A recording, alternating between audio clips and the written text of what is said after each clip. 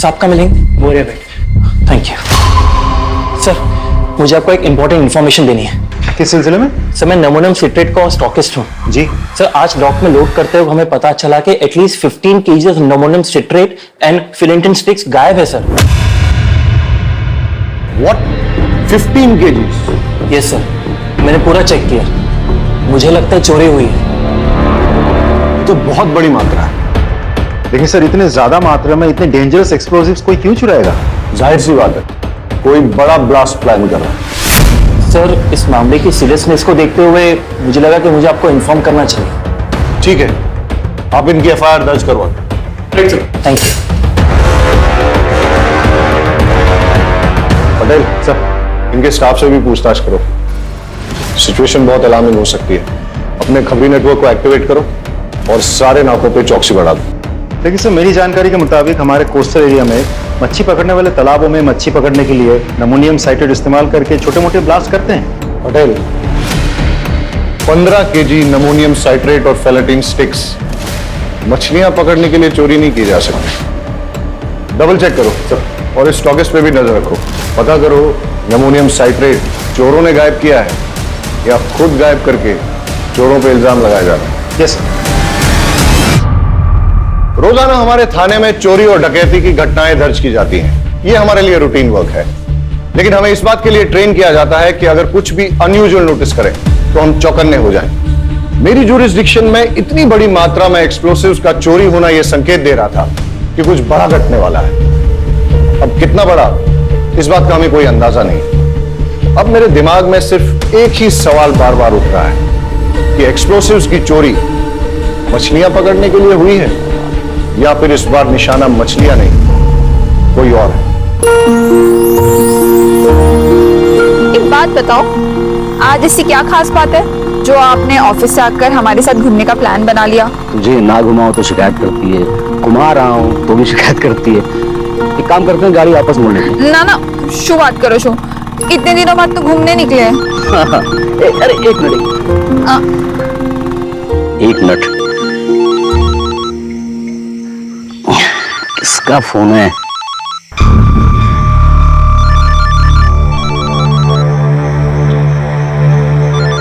अरे शू, अच्छे कॉल तो उठा लेते। अरे वो अरे लोन वाले का फोन था। ये लोग कभी भी कॉल करते रहते हैं। हाँ सर, यहाँ पे ज्यादा मच्छी पकड़ने के चक्कर में लोग अमोनियम साइट्रेट का धमाका करते हैं, लेकिन इतनी बड़ी मात्रा में अगर कोई विस्फोटक चुरा रहा है तो इसका इरादा क्या होगा?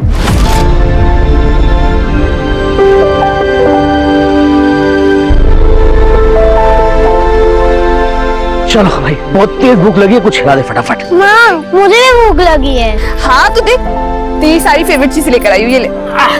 इतना सामान लग रहा है पूरे गांव को खिलाएगी। हाँ, काफी टाइम बाद आया तो सोचा एंजॉय करेंगे।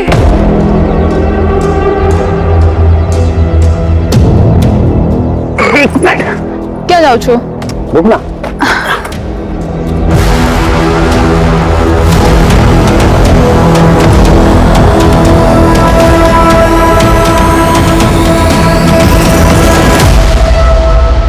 सरप्राइज, सरप्राइज, ये तेरे लिए। मेरे लिए? खोल के देख।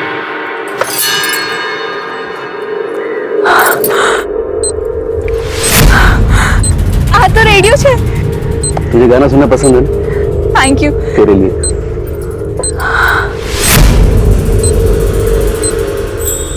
इसकी क्या जरूरत थी? अरे तेरा फोन खराब हो गया था ना, तो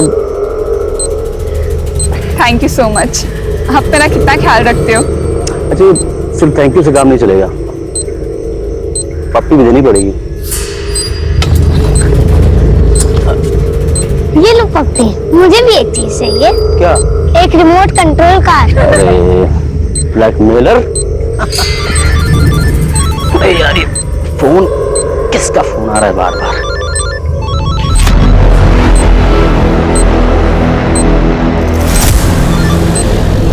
हेलो जी, कितनी बार बोला है जब फैमिली के साथ रहूं तो कॉल मत किया कर, समझ गया तुझे? अरे उसे कैसे पता चलेगा?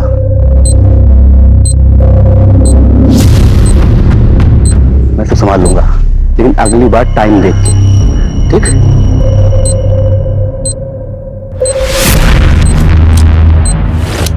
अरे अरे यार मैं उससे बात कर लूंगा ना, तू रख अभी।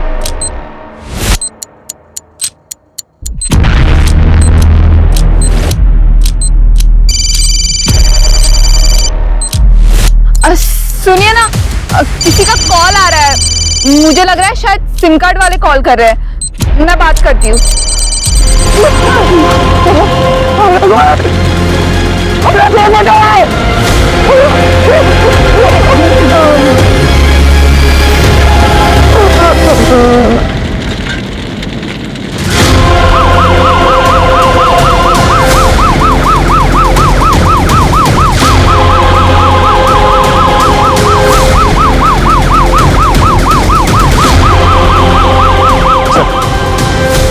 बहुत इंटेंस एक्सप्लोजन था, 2 कैजुअलिटीज हुए हैं, एक औरत और एक बच्चा मारे गए। पूरा एरिया हमने सील कर दिया, फॉरेंसिक टीम अपना काम कर रही है सर। टेररिज्म का कोई एंगल? सर प्राइम फेसी तो नहीं लगता, लेकिन इग्नोर भी नहीं कर सकते। चेक करो क्या ना है कि कोई रिपोर्ट है क्या, और आसपास के खबरियों से पूछताछ करो कि उन्होंने किसी टेररिस्ट संदिग्ध व्यक्ति या एक्टिविटी को देखा है क्या, और किसी ने कुछ देखा है, आई मीन आई विटनेस। जी सर, मैं इधर से जा रहा था और देखा कि वो आदमी अपने बीवी बच्चों के साथ अच्छा खासा खेल रहा है सर। इतने में अचानक उसका फोन आता है और वो बात करते हुए सर उधर जाता है। फिर सर बम का जो धमाका यहाँ हुआ ना सर, ये तो अच्छा हुआ सर कि आज यहाँ कोई है नहीं, वरना यहाँ काफी भीड़ रहती है सर। ओके, इसका मतलब ये कि यहाँ किसी ने इसलिए धमाका किया ताकि ज्यादा से ज्यादा कैजुअलिटीज हो, मतलब टेररिज्म का एंगल हो सकता है। एक काम करो, सारे एरिया को अच्छे से छान मारो और देखो कोई एविडेंस या क्लू मिलता है क्या, और ये भी चेक करो आसपास कोई सीसीटीवी है क्या। Right sir. हेलो ऑफिसर, क्या लगता है आपको? सर पूरी रिपोर्ट तो मैं पूरी जांच होने के बाद ही दे पाऊंगा। फिलहाल कुछ बेसिक एविडेंस मिले, पिकनिक वाली चीजें। सर कुछ अनयूजुअल चीजें मिली हैं, जैसे ये ट्रांजिस्टर, टूटा हुआ मोबाइल फोन। तो मुझे लगता है ये जो एक्सप्लोजन हुआ है ये ट्रांजिस्टर बॉम्ब है।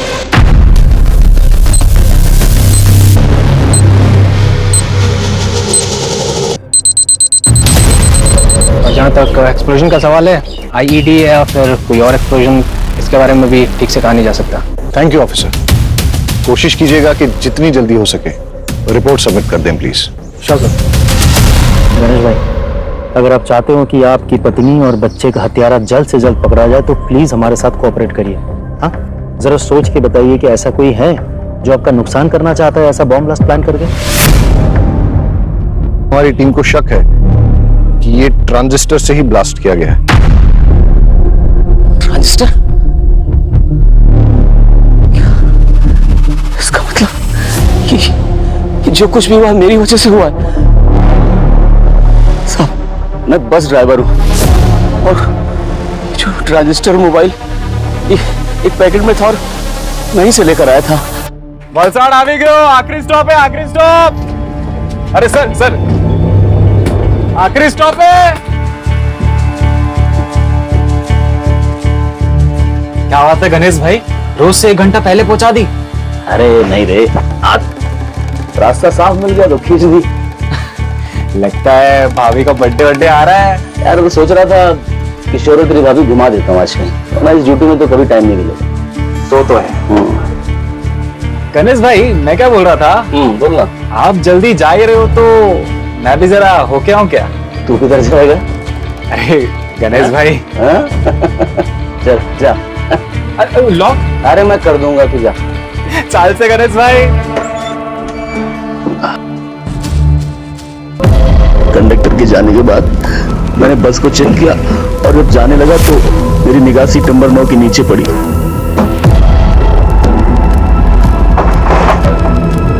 वहां मैंने देखा एक थैली रखी हुई थी। मैंने उठाकर चेक किया तो देखा उसमें एक ट्रांजिस्टर और साथ में मोबाइल भी था। उसे देखकर मेरे मन में लालच आ गया साहब, और मैं बीबी और बच्चे की मौत का सामान खुद अपने साथ ले आया। कितना भागा बाप और कितना नीच पति हूं मैं। जब विस्फोट हुआ उस वक्त कहां थे आप? उस वक्त साहब मेरा एक कॉल आ गया था, उसी को अटेंड करने के लिए मैं साइड में गया, सब बर्बाद हो गया। इट्स ओके, थैंक यू, आप अभी जा सकते हैं।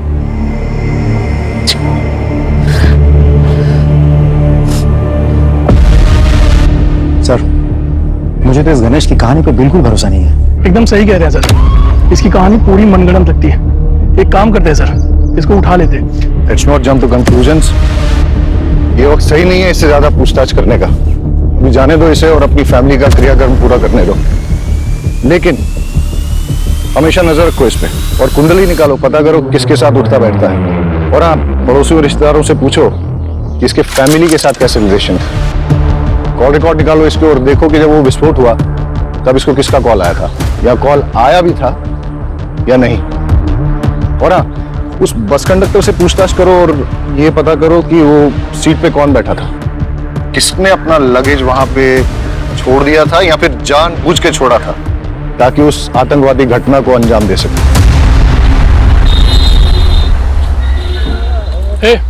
नीचे आ। अच्छा, तुम्हें याद है कि सीट नंबर 9 पे कौन बैठा था?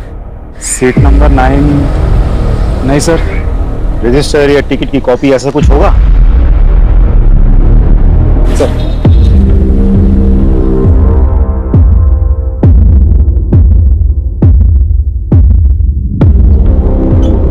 सर, सीट नंबर 9 पे कोई परेश जोशी बैठा था। जी सर, उम्र लिखी है 36 साल। सर, ये परेश जोशी उबरात से बैठा था और ये बस भी उबरात से ही निकली थी। सर, इंटरेस्टिंग बात तो ये है कि गणेश की बीवी उषा, जिसकी बॉम्ब ब्लास्ट में मौत हुई, वो भी उबरात से ही है सर। सर मैंने गणेश के पड़ोसियों से बातचीत की। पड़ोस में रहने वाली एक महिला ने बड़ी अजीब बात बताई। अरे साहब, पनौती है वो तो, उसकी तो कुंडली में लिखा हुआ था कि वो जिससे भी शादी करेगा वो मर जाएगी। और उषा तो उसकी दूसरी बीवी है। पहली बीवी जो थी ना, वो तो कार एक्सीडेंट में मर गई थी। और दूसरी बीवी, वो तो बेचारी हमेशा बीमार ही रहती थी और फिर किशोर को पैदा करते समय वो मर गई। और 1-2 साल के बाद में ये उषा को बहलाया, क्योंकि चुपचाप। अरे उषा के माँ बाप ने तो किसी से पूछा ही नहीं। अगर मुझसे पूछते मैं तो मना ही कर देती। सर, एक इंपॉर्टेंट लीड मिली है। गणेश के कॉल डिटेल से पता चला है कि अंडरवर्ल्ड के लोगों के साथ उसकी रेगुलर बातचीत होती थी और ब्लास्ट के वक्त उसे जो कॉल आया था वो कॉल कमलेश केसवानी का था, जो एक अड्डा चलाता है सचोली छिपे। और ये गणेश की क्या रिपोर्ट है, कहाँ है वो? सर आ लो। सर ये क्या बात हुई? मेरी पत्नी और बेटे की चिता की आग भी ठंडी नहीं हुई अभी तक, और आप लोगों ने इस तरह जबरदस्ती बुला लिया मुझे। तुम्हारे बयान ने हमें मजबूर किया है गणेश कि तुम्हें यहाँ फिर से बुलाया जाए। सर आपको क्या लगता है कि मैंने अपनी पत्नी और बेटे को खुद बम से उड़ा दिया? कमलेश केसवानी, कैसे जानते हो उसे? तुम्हें क्या लगा तुम हमें बताओगे नहीं तो हमें पता ही नहीं चलेगा कि तुम्हें इंपॉर्टेंट कॉल किसका है, जिसे अटेंड करने के लिए तुम घटनास्थल से दूर चले गए थे? और उसी कमलेश केसवानी ने फोन पे तुमसे क्या कहा और तुम्हारा लेन देन क्या है उसके साथ? सर जुआ खेलने की लत है मुझे। शुरू में तो बहुत जीता मैं, लेकिन पता नहीं सर 5-6 महीने से किस्मत ही खराब है कि मैं बहुत पैसा हार गया। अब जितने भी देनदार थे सब ने मुझसे पैसे मांगने शुरू कर दिए। मैं एक बड़ा हाथ मारने के इंतजार में था कि वो हो जाए तो मैं सबके पैसे वापस कर दूँ। फिर उस दिन कमलेश का फोन आया, उसने बोला कि एक बहुत बड़ी बाजी होने वाली है जिसमें कुछ नौसिखिए खेल रहे हैं। उसने बोला कि तुम जल्दी पहुंच जाओ और अगर तुम गेम खेल लोगे तो अच्छे खासे पैसे जीत जाओगे। बस इतना ही या कुछ और भी है? इतना ही कहा था। अच्छा, वो ट्रांजिस्टर बॉम्ब तुम्हें कहाँ से मिला? बस में सीट नंबर 9 के नीचे से मुझे मिला। झूठ बोल रहे हो तुम गणेश। बॉम्ब तुमने बनाया, फिर ये सारी झूठी कहानी तुमने बनाई ताकि लोगों की सिंपैथी मिले, कोई तुम पे शक ना करे। सर मेरा यकीन कीजिए, मैं झूठ नहीं बोल रहा हूँ, मैं सच बोल रहा हूँ। तुम्हारा बयान और तुम्हारी हरकतें हमें मजबूर कर रही हैं कि हम तुम पे यकीन न करें। हिरासत में लो उसे और अच्छे से पूछताछ करो। सर ये क्या कर रहे हैं सर? चलो। अरे सर मैंने कुछ नहीं किया, मैं बता। Sir please. सर एक बहुत बड़ी इंफॉर्मेशन मिली है, इसलिए मुझे खुद ही आना पड़ेगा। सर ये जो बॉम्ब ब्लास्ट हुआ है इसमें नमोनियम साइट्रेट और फिलेटिन स्टिक्स का इस्तेमाल हुआ है। और सर ये सब कुछ ठूस के एक ट्रांजिस्टर में भरा गया था, जिसे एक मोबाइल फोन से एक्टिवेट किया गया था। जाहिर है कि बम बनाने वाला कुछ बड़ा धमाका करना चाहता था। इनफैक्ट मैं भी ये सस्पेक्ट कर रहा था, क्योंकि कुछ दिन पहले हमारे यहाँ एक स्टॉकिस्ट रिपोर्ट लिखाने आया था कि उसके डॉक से अपलोड करते हुए करीबन 15 kg एमोनियम साइट्रेट और फिलेटिन स्टिक्स चोरी हुए। वेल सर अगर ऐसा है तो दैट्स नॉट गुड न्यूज़, क्योंकि जितनी मात्रा एक्सप्लोसिव इस ट्रांजिस्टर में लगे थे तो बचे हुए जो एक्सप्लोसिव उससे 2 बॉम्ब और बनाए जा सकते हैं। पटेल सर, सारे एरिया में रेड अलर्ट घोषित करवा दो और वो रिपोर्ट पे इन्वेस्टिगेशन कहां पहुंची है मुझे अपडेट करो। हम अपने एरिया में और एक ब्लास्ट अफोर्ड नहीं कर सकते। सर। और ऑफिसर, मैं चाहूंगा कि आप भी वो रिपोर्ट एक बार देख लें। पटेल, इन्हें एक बार वो रिपोर्ट दिखाएं। आप आइए मेरे साथ। इस केस के सारे प्राइमा फेसी एविडेंस गणेश के खिलाफ नजर आ रहे हैं, लेकिन ऐसा भी हो सकता है कि गणेश जो कहानी सुना रहा है वो झूठ नहीं बल्कि सच है। और अगर ऐसा है तो आज हुए विस्फोट से हम ये सबक ले सकते हैं कि ये तय है कि शहर में और एक विस्फोट होने वाला है, जिसके लिए बॉम्ब या तो बनाया जा रहा है या फिर बना हुआ है। मुझे अंदेशा हो रहा है कि ये केस ऊपर से जितना सरल नजर आ रहा है उतना है नहीं, इसमें कोई ना कोई पेंच जरूर है।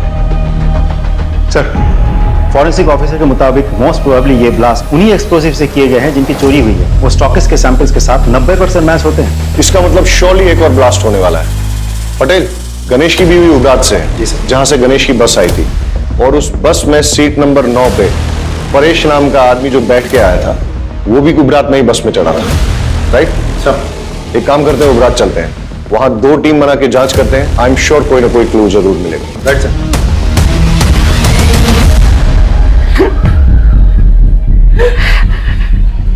देखिए, हमें आपकी बेटी की मौत का बेहद अफसोस है, लेकिन क्या करें, कातिल को पकड़ना भी तो जरूरी है। उसके लिए हमें यह जानना बहुत जरूरी है कि ऐसा कोई इंसान है जो आपकी बेटी को मार सकता है, जैसे कि आपका दामाद गणेश। नहीं साहब, गणेश पे शक करने की कोई वजह नहीं हमारे पास। अच्छा, गणेश के अलावा ऐसा और कोई जिसके साथ उसकी कोई दुश्मनी हो, कोई अनबन हो? उषानो जूनो बॉयफ्रेंड विनायक दवे नाम है उसका। 1 नंबर नो दारूडियो ने गुंडो छे। उसने अपनी चिकनी चुपनी बातों में उषा को फंसा लिया था, पूरे उपरात में बदनाम कर दिया था। बड़ी मुश्किल से हमने अपनी बेटी को समझा बुझाकर उससे पीछा छुड़वाया। यहाँ उषा से कोई शादी करने को तैयार नहीं था। ऐसे में अपने रिश्तेदारों के जरिए हमें गणेश का रिश्ता आया। और विनायक का क्या रिएक्शन था? वो तो धमकियों पे उतर आया था, धमकी देने लगा था कि उषा को नहीं छोड़ेगा। इस उषा के कॉल डिटेल्स निकलवाओ और लोकल पुलिस को कहो कि विनायक दावे के बारे में पूछताछ करें और हमें रिपोर्ट करें। जी सर। परेश जोशी। जी हूँ चू, और ये मेरी वाइफ मेघा। अच्छा, जब आप उबरात से वलसाड जा रहे थे तो आपके पास कोई बैग था? हाँ था, पर वो बैग तो अब भी मेरे पास है, ये रहा। आर यू श्योर कि बस में आपसे कुछ छूटा नहीं था? नहीं सर, बैग के अलावा मेरे पास कुछ भी नहीं था। चले परेश भाई, सुना है कि आज अपनी तरफ मछलियां। पुलिस? परेश भाई सो थी हो? सब ठीक है ने? भाभी? सर ये मेरा दोस्त है सागर कोहली। ठीक है, अभी तो हम चलते हैं, लेकिन अगर आपको इस बीच कुछ भी याद आता है तो हमें बताइएगा जरूर। जी सर, पक्का।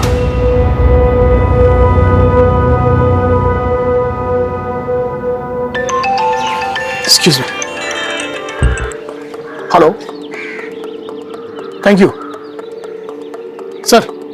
फॉरेंसिक टीम की कॉल थी सर। टीम ने उस ट्रांजिस्टर के मेक और मॉडल का पता लगा लिया है। साथ ही उस फोन का IMEI नंबर भी मिल गया सर, जिसे डेटोनेटर के लिए इस्तेमाल किया गया था। एक बात और सर, उस फोन पर सिर्फ एक कॉल आई थी और वो कॉल उबरात के किसी PCO से था। क्या एक जगह जितनी शांत दिखती है ना, उतनी है नहीं। ट्रेस करो ये IMEI नंबर किसके नाम पर रजिस्टर्ड, और अगर ट्रांजिस्टर के मेक और मॉडल का पता चल गया तो मैन्युफैक्चरर से बात करो और पता करवाओ यहाँ उबरात और वलसाड में उसे डिस्ट्रीब्यूट कौन करता है। Right sir. सर, उषा के माँ बाप से मेरी बात हुई। उषा के पेरेंट्स ने उषा की शादी उसके पुराने प्रेमी विनायक दवे से नहीं, गणेश से करवाई थी। ये विनायक के बारे में कुछ पता किया? सर, गुंडा और शराबी है, और वो लगातार उषा को शादी के बाद से धमकी दे रहा था कि अगर वो वापस लौट के उसके पास ना आए तो वो सिर्फ अपने आप को ही नहीं, उषा को, उषा के हस्बैंड को और बच्चे को, सबको मार देगा। ये मैसेज अभी भी उषा के फोन में है। तो विनायक कहाँ है अभी? उठा लिया सर। गणेश की बस में ट्रांजिस्टर बॉम्ब तूने प्लांट किया ना? मैं बस उसको मारकर चाहता था कि उषा मेरी जिंदगी में आ जाए सर, लेकिन बम मैंने नहीं लगाया सर। तूने उषा को धमकी नहीं दी थी कि अगर वो लौट के तेरे पास ना आए तो तू उषा को, उषा के हस्बैंड को, उसके बच्चे को, सबको मार डालेगा? मैंने धमकाया था सर, मैं उसे नहीं भूल पा रहा था सर, लेकिन विस्फोटक में मेरा कोई हाथ नहीं है सर। सच इसमें सर देखते हैं तेरी बात में कितनी सच्चाई है। फिलहाल तो इस विनायक को छोड़ देते हैं, लेकिन नजर रखो इस पे और पता करो कि जिस दिन ब्लास्ट हुआ उस दिन ये कहा था। इस मेक और मॉडल का ट्रांजिस्टर आपके दुकान से बेचा गया था? हाँ साहब, मैंने बेचा था। किसे बेचा था? वो तो साहब मुझे याद नहीं है। क्यों, बिल बुक में होगा ना? साहब क्या छोटी सी दुकान है, वो कैश में बेचा था ताकि इनकम टैक्स में थोड़ी छूट मिल जाए। पता है ना ये गैर कानूनी है। हाँ, उस ट्रांजिस्टर का इस्तेमाल बॉम्ब ब्लास्ट में किया गया है। अरे साहब मुझे पता नहीं, मैं तो गरीब आदमी हूँ, मुझे माफ कर दो। अच्छा, जिसे वो ट्रांजिस्टर बेचा था उसकी शक्ल याद है? कहीं ये तो नहीं था वो आदमी? नहीं साहब, वो तो एक औरत थी। औरत थी? जी साहब, बल्कि साहब वो तो आज एक और ट्रांजिस्टर लेके गई है। मैंने उसको पूछा मैडम क्या बात है एक के बाद एक, तो बोली कि उसके जिस दोस्त का बर्थडे था उसको मना नहीं पाई, तो बोली कि परसों किसी उसके दूसरे दोस्त का बर्थडे है, बोली इस बार अच्छे से धूम धड़ाका करूंगी। दुकान में सीसीटीवी भी नहीं लगा है? नहीं साहब, छोटी सी तो दुकान है। आगे से बिल बुक मेंटेन कीजिएगा। जी साहब। लोकल पुलिस से कहो कि इस दुकान पर और इस दुकान के मालिक पे नजर रखें। सर, अच्छा इस IMEI नंबर का मोबाइल तुम्हारी दुकान से बेचा गया था? एक मिनट सर, चेक करके बताता हूँ।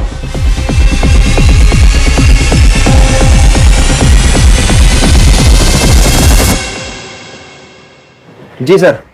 किसको बेचा था? एक औरत ने बर्थडे गिफ्ट देने के लिए मोबाइल खरीदा था और उसी के नाम पे सिम भी लिया था। उसका नाम विकास मेहता, इसी एरिया में रहता है। सर, ये जो उषा का एक्स बॉयफ्रेंड विनायक है, ये इसी विकास मेहता का आदमी है? हाँ सर, आज सुबह एक और मोबाइल खरीदा गया उसी नाम पे सर। इस विकास मेहता के डिटेल्स दीजिए। ये लीजिए सर। सर, जिस तरह की औरत का ब्यौरा उन दुकानदारों ने दिया है, ऐसे में तो कोई हो सकता है। मेरा मतलब गणेश या विनायक। मतलब तुम ये कहना चाहते हो कि जो दो लोग वहां आए थे उनमें से कोई एक औरत बन के आई थी और उसी ने मोबाइल और ट्रांजिस्टर खरीदे? हाँ सर। ये मेहता का घर यहाँ से और कितना दूर है जिसके नाम पे मोबाइल खरीदा गया था? सर, ऑलमोस्ट पहुंच गए।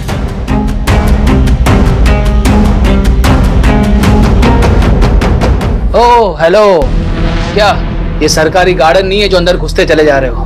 मेरा घर है, मेरी परमिशन के बिना यहाँ पत्ता भी नहीं हिलता। वलसड में जो बॉम्ब ब्लास्ट हुआ था, क्या जानता है उसके बारे में? इतनी जानकारी है जितनी न्यूज और पेपर में दिखाई गई थी, समझा? अच्छा, तो जिस मोबाइल से उस बॉम्ब को एक्टिवेट किया गया था उसका रजिस्ट्रेशन तेरे नाम पे क्या कर रहा है? हाँ? सर, शुरुआत करो तो मैं। कौन सा मोबाइल, कैसा मोबाइल? सर, मेरा मोबाइल मेरे पास है सर।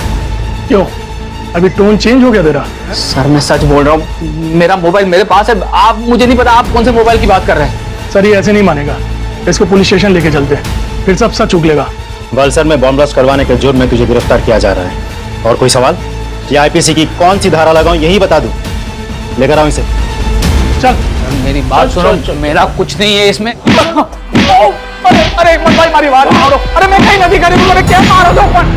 अरे साहब, मेरा यकीन कीजिए, मैंने कुछ नहीं किया, वो बॉम्ब प्लान नहीं किया मैंने। ये विनायक तेरा ही आदमी है ना जिसे तूने गणेश की बस में बॉम्ब रखवाया था? अरे साहब, वो एक नंबर का नशेड़ी और शराबी किस्म का इंसान है। वो क्या किसी बस में बॉम्ब प्लान करेगा? उसे शराब पीने से तो फुर्सत मिलती नहीं है। साहब, जो हमारी बात सांभो, तब खोटा मानस ने पकड़ी मुकी से। अरे वो बाहर गुनेगार फिर रहा है, उसको पकड़ो जाके। ये जब तक सच ना उगले ना, उठते रहो इसे। हमारी बात सांभो, तब खोटा मानस से पकड़ो। सर, मेहता कुछ बोला? बहुत थोड़ा सा, लेकिन मुंह नहीं खुल रहा। बहुत शातिर है। बैकग्राउंड क्या है उसका? नामी गुंडा है सर, आसपास के एरिया में दादागिरी करता फिरता है। ऑलरेडी बहुत सारे केसेस दर्ज है उस पर। एक बात और सर, मेहता के जिस KYC डॉक्यूमेंट्स पर वो सिम कार्ड खरीदा गया था, वो फेक है। मतलब कोई मेहता को इस केस में फंसाना चाहता है? हो सकता है और नहीं भी हो सकता, लेकिन तुमने कहा कि मेहता बहुत शातिर है और कई केसेस दर्ज हैं उसमें, इसलिए ऐसा हो सकता है कि अपने आप को प्राइमा फेसी सस्पेक्ट बनाने के लिए उसने ये सब जानबूझ के किया और बाद में सिंपैथी पाकर सस्पेक्ट लिस्ट से बाहर हो गया। मोबाइल और ट्रांजिस्टर की दुकान से कुछ पता चला? सर, कुछ खास नहीं, लेकिन दोनों दुकानदारों ने एक अजीब बात कही। जिस लड़की ने पहले मोबाइल और ट्रांजिस्टर खरीदा वो आज सुबह फिर आई थी। जब दुकानदारों ने पूछा कि ऐसी भी क्या खास बात हो गई, तो पता है उस लड़की ने क्या कहा? उसने कहा कि कल जिस फ्रेंड का जन्मदिन था वो हम ढंग से मना नहीं पाए, लेकिन परसों एक और फ्रेंड का जन्मदिन है, वो हम बहुत धूमधाम से मनाएंगे। कुछ समझ में आया पटेल? अपराधी के दिमाग में जो चल रहा होता है वो अक्सर कहीं ना कहीं उसके मुंह से भी निकल जाता है। कल का जन्मदिन ठीक से मना नहीं पाई, यानी कल जो ब्लास्ट हुआ, परसों फिर से जन्मदिन मनाएगी, वो भी धूमधाम से। मतलब समझते हो इसका?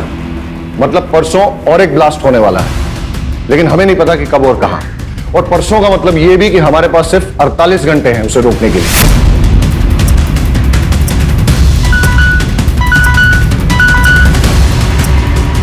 Yes, what? विकास मेहता के खिलाफ आपकी पत्नी ने मॉलेस्टेशन की रिपोर्ट लिखाई थी? जी हाँ सर। दरअसल उस दिन परेश जी अपने दोस्त के साथ सूरत गए थे और मैं घर पर अकेली थी। अगर मेहता को सर बड़ी इंटरेस्टिंग इंफॉर्मेशन मिली है। सर गणेश ने लगभग 1 महीना पहले अपनी पत्नी उषा के नाम पर 25 लाख की इंश्योरेंस पॉलिसी करवाई है। 1 महीना पहले तूने अपनी बीवी के नाम पे 25 लाख का इंश्योरेंस लिया था। इतने सारे कोइंसिडेंसेस नहीं हो सकते, इसलिए सच सच बता दे, ज्यादा मारपीट नहीं होगी। इसलिए जेल जाओ और वहां पश्चाताप करो, वरना खाल खींच के उसमें तेज मसाला भर दूंगा, समझा? जितना मुझे पता था मैंने सब आपको बता दिया। इससे ज्यादा मैं कुछ नहीं जानता। सिर्फ सच बोलेगा। सच ही तो बोल रहा हूं सर, कि मेरी बात का कोई विश्वास ही नहीं कर रहा है। चल ठीक है, मान लेते हैं। फिर ये बता कि तेरे अलावा तेरा बीवी और बच्चे की मौत से किसी और को फायदा हो सकता है क्या? गौतम। कौन गौतम? मेरा बड़ा भाई। वो चाहता था कि मैं और मेरा पूरा परिवार खत्म हो जाए। साफ साफ बता। सर, मेरा भाई गौतम और उसकी वाइफ सीमा दोनों की शादी के बाद एक बेटा हुआ था। उस वक्त मैं कॉलेज में पढ़ रहा था। एक दिन मैं अपने भतीजे को, मतलब उनके बेटे को बाइक पे बिठा के घुमाने ले गया और एक्सीडेंट हो गया जिसमें वो मर गया। ये सब मेरी शादी के पहले हुआ था सर। मैंने उन दोनों से बहुत माफी मांगी, लेकिन उन्होंने मुझे माफ नहीं किया। जिंदगी भर का बैर पाल लिया। अभी 4-5 महीने पहले की बात है सर। माँ की तबीयत बहुत खराब थी तो पिताजी ने हम सबको बुलाया था। ये सरासर अन्याय है पिताजी। आप सब कुछ इसके बेटे के नाम कैसे कर सकते हैं? कोई अन्याय नहीं कर रहे हम। हमें जो लगा वो ठीक समझा, वो हमने किया। और वैसे भी इसका बेटा जो है वो इस घर का चिराग है। ये किशोर ही है जो हमारे खानदान और पुरखों का नाम रोशन करेगा। लेकिन इस गणेश ने जो मेरे बेटे की बदली चढ़ा दी, उसका क्या बाबूजी? हाँ, अभी क्या बात कर रही हैं? वो एक्सीडेंट था। सोच समझ के किया था तूने, साजिश थी तुम्हारी। इस बात पर मुझे कोई बहस नहीं चाहिए। और वैसे भी जो कुछ भी हमारा है, हमें निर्णय लेना था, हमने सही निर्णय ले लिया। ठीक है? आ तो बहुत जुलूम छे। मैं ना इतनी आसानी से हार नहीं मानने वाली। देख लो तुम। लेकिन हम वसीयत तो नहीं बदल सकते ना। तो क्या करोगे तुम? हाथ पे हाथ धरे बैठे रहोगे? उसने मेरे बेटे को मार दिया और अब वो पूरी जायदाद हड़पना चाहता है। कुछ समझ रहे हो तुम? अरे आदमी हो या नामर्द? नामर्द नहीं हूं, देख लूंगा मैं उसे। अरे होने दो उसके बेटे के नाम जायदाद। जब उसका बेटा, उसकी बीवी और वो खुद इस दुनिया में नहीं रहेगा तो सब जायदाद अपने आप हमारे नाम हो जाएगी। चल मान लेते हैं कि गौतम तेरे परिवार की जान का दुश्मन था, लेकिन उसे बॉम्ब बनाना आता था क्या? सर, सिविल इंजीनियरिंग की उसने। सड़कें बनाता था, पहाड़ों को तोड़ने के लिए बम विस्फोट करता था। लेकिन बाद में उसने नौकरी छोड़ दी और घर पे ही ये इलेक्ट्रॉनिक्स आइटम को रिपेयर करने का काम शुरू कर दिया। आसानी से बम बना सकता है वो।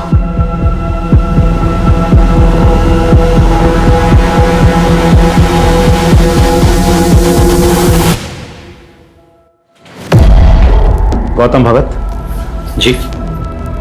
तुम्हारे भाई की बीवी और बच्चे की मौत हो गई बॉम्ब ब्लास्ट में, तुम एक बार देखने तक नहीं गए? अगर आप मुझे ढूंढते हुए यहाँ तक आए हैं तो साफ जाहिर है आपको पता है मैं क्यों नहीं गया। जब आप रट्टा मार के बैठे हो गया? पढ़ा लिखा हूँ, इंजीनियरिंग की है मैंने। घटना वाले दिन तुम थे कहाँ? मैं अपनी बीवी और बेटी के साथ अपनी साली के घर गया था, राजपीपला। बस से गए थे? टिकट तो होगी? कोई सर्टिफिकेट है जो संभाल के रखा जाए? तुम्हारी बेगुनाही का सर्टिफिकेट हो सकता था। मुझे अपनी बेगुनाही साबित करने में कोई दिलचस्पी नहीं है। आप काफी दूर से आए हैं, कुछ लेंगे? ठंडा पानी कुछ? आज तो कुछ नहीं लूंगा, लेकिन जिस दिन तुम्हारे खिलाफ सबूत हाथ लग गया ना, उस दिन तुम्हें लेने जरूर आ जाऊंगा। चले आइएगा, तब तक मैं अपना बचा हुआ काम कर लेता हूं। क्या है कि मुझे परसों तक एक बहुत बड़ी डिलीवरी देनी है।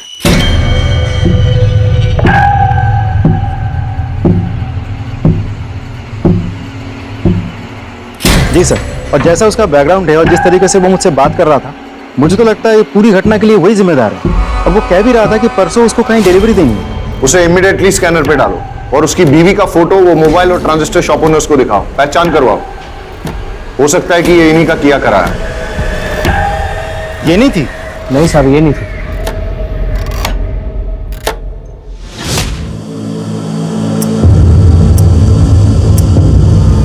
Yes sir. सर मैंने पूरे डिस्ट्रिक्ट में हाई अलर्ट घोषित करवा दिया है। Okay sir. हेडक्वार्टर से बात हो रही थी, सिचुएशन बहुत टेंस है, लेकिन जब तक हमें कोई क्लू नहीं मिल जाता तब तक हम पिन पॉइंट करके किसी एरिया की सिक्योरिटी नहीं बढ़ा सकते। ब्लास्ट कहीं भी हो सकता है। सर अजीब सिचुएशन है, एक भी क्लू नहीं मिल रहा है। सर मैंने बस में ट्रेवल कर रहे हैं सभी यात्रियों से पर्सनली बात की। ज्यादातर लोगों को कुछ पता नहीं है सर, लेकिन एक पैसेंजर जो कि घटना के तुरंत बाद अहमदाबाद चला गया था, उससे अभी बात हुई। अच्छा, उस दिन जो 9 नंबर सीट पर जो पैसेंजर बैठा था उसके बारे में कुछ याद है? सर 9 नंबर सीट वाला पैसेंजर ना रात में उतर गया था जब ड्राइवर ने चाय पीने के लिए गाड़ी रोकी थी। उस वक्त कंडक्टर और सारे पैसेंजर सो रहे थे, मैंने खुद देखा था। उस रात तुम बस से क्यों उतर गए थे परेश? ऐसी भी क्या इमरजेंसी थी? सर दरअसल मेरे फ्रेंड के पिताजी को हार्ट अटैक आया था और उसकी मदद करने के लिए कोई भी नहीं था। अब ऐसे आड़े वक्त पर उसके पास जाना मैंने जरूरी समझा। अच्छा, वैसे तुम जा कहाँ रहे थे? वलसाड? जी नहीं, मैं वापिस जा रहा था मेरे ससुराल। वजह जान सकता हूँ? सर दरअसल वो विकास मेहता ने मुझे धमकी दी थी। मेरी पत्नी के रिपोर्ट पर उसे जेल हुई थी, पर उसने अपनी पहचान लगाई और उसे बेल मिल गई थी। उसके बाद उसने मुझे अपने घर बुलाया और धमकाया। तेरी बीवी को बोल अपना केस वापस ले, वरना तेरी बीवी का तो कुछ नहीं कर पाऊंगा, लेकिन बेटा तेरे छोटे छोटे टुकड़े करके समुद्र की मछलियों को खिला दूंगा। अच्छा, तुम्हें क्या लगता है ये सब कुछ विकास मेहता का किया धरा है? सर वो इतना घटिया आदमी है ना, वो कुछ भी कर सकता है और मुझे पूरा विश्वास है मुझे मारने के लिए वो बॉम्ब उसी ने प्लान किया होगा।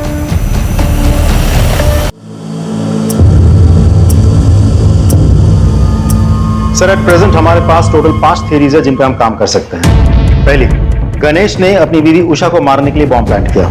सारे स्टेटमेंट्स और कोइंसिडेंस के मुताबिक गणेश हमारा प्राइम सस्पेक्ट बनता है। दूसरी, गणेश के भाई गौतम ने अपनी दुश्मनी और प्रॉपर्टी पाने के चक्कर में गणेश और उषा को मारने के लिए बॉम्ब प्लांट किया, लेकिन हमारे पास गौतम के खिलाफ कोई ठोस सबूत नहीं है। तीसरी, मेहता ने परेश को मारने के लिए बॉम्ब प्लांट किया। मेहता के पास मोटिव भी है, उसका बैकग्राउंड उसे सपोर्ट भी करता है, बट अगेन उसके खिलाफ भी हमारे पास कोई ठोस सबूत नहीं है। और सर चौथी थ्योरी के हिसाब से विनायक ने अपनी गर्लफ्रेंड उषा के पति को मारने की प्लानिंग की। उसके पास मोटिव तो है सर, बट हमारे पास कोई प्रूफ नहीं है। और सर पांचवी थ्योरी ये कह रही है कि हो सकता है ये कोई टेररिस्ट अटैक हो जो कि भरी हुई बस में एक बड़ा धमाका करना चाह रहा था। और थ्योरी नंबर 6, ये सब इस परेश का किया धरा है ताकि ये मेहता को इस केस में फ्रेम कर सके। And not to forget, Paresh एक मछुआरा है, इसलिए अमोनियम साइट्रेट का इस्तेमाल करना जानता है। यस? हाँ, ओके।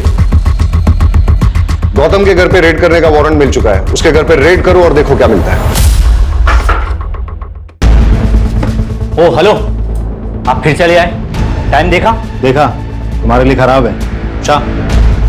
एक्सक्यूज मी सर, आप ऐसा नहीं कर सकते। सर्च वारंट, आपकी परमिशन के लिए वेट नहीं करूंगा। Please cooperate. चाह करके तलाशी लो। सर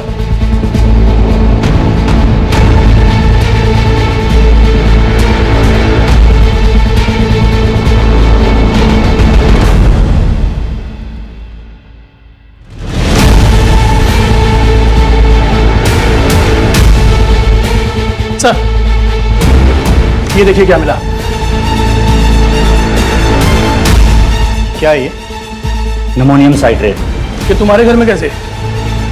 एक छोटे से एक्सपेरिमेंट के लिए था। छोटा सा एक्सपेरिमेंट तुम्हारे लिए भारी ना पड़ जाए। ले आओ। अरे सर नहीं, अरे क्या कर रहे हैं आप? सर अरे सर, गौतम को बहुत तोड़ा, लेकिन वो मानने को तैयार ही नहीं है कि ये बॉम्ब उसने बनाया था या ब्लास्ट उसने करवाया था। सर उसकी वाइफ को भी आज सुबह लोकल पुलिस ने अरेस्ट कर लिया, लेकिन उसने सिर्फ एक ही रट लगा रखी है कि वो दोनों बेगुनाह हैं। जैसे जैसे ब्लास्ट का टाइम नजदीक आ रहा है वैसे वैसे ये केस और उलझता जा रहा है। मैंने उबरात की उन दोनों दुकानों पे जहां से कि मोबाइल और ट्रांजिस्टर खरीदा गया था, वहां तक जाने वाले सारे रास्तों की सीसीटीवी फुटेज मंगाई है। हम उसे अच्छे से चेक करते हैं, आई एम श्योर कोई ना कोई क्लू जरूर मिलेगा।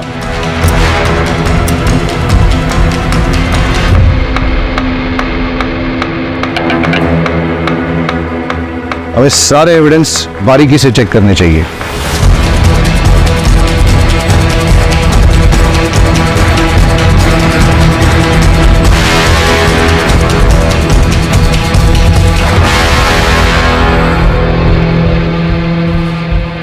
ये क्या है?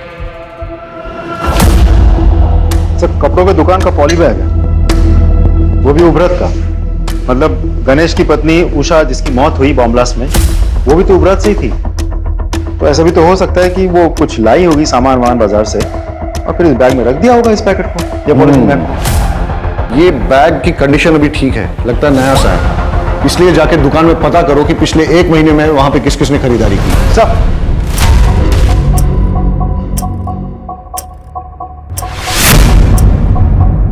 अच्छा, सामान बेचने के बाद आप लोग बिल बुक तो मेंटेन करते होंगे? जी सर। तो पिछले 1 महीने में जो भी सामान आपने बेचा है उसके बिल्स दिखाइए। Yes sir.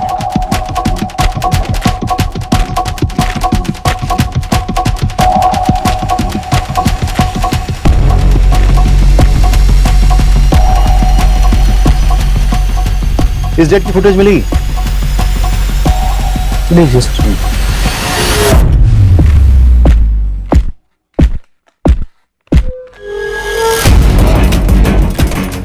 ये जानते हैं आप? हाँ सर। सारे फुटेजेस ले लो। सर ये थी वो औरत? हाँ सर यही थी। यही औरत थी वो? जी साहब यही थी। सर दोनों दुकानदारों से कंफर्म किया, ये वही औरत है। आपका शक बिल्कुल सही था। जिस चीज को हम हल्के में ले रहे थे वही चीज हमें कल्प्रिट तक पहुंचाएगी। इनफैक्ट कल्प्रिट का पता चल गया है, एटलीस्ट चेहरा तो दिख गया। We are running against time, लेकिन लकीली हमें पता है कि कल्प्रिट कौन है। लेकिन हमारे पास उसके खिलाफ न तो कोई एविडेंस है और न ही सबूत, इसलिए हमें उसे रंगे हाथों पकड़ना होगा। हम सब सादे कपड़ों में गांव में फैल जाएंगे और निगरानी करेंगे और इंतजार करेंगे कि कल्प्रिट कब और कहां बॉम्ब को प्लांट करता है, और जैसे ही वो बॉम्ब को ब्लास्ट करने की कोशिश करेगा तभी हम उसे जाके रंगे हाथों पकड़ लेंगे। Am I clear? Yes, sir. Let's go.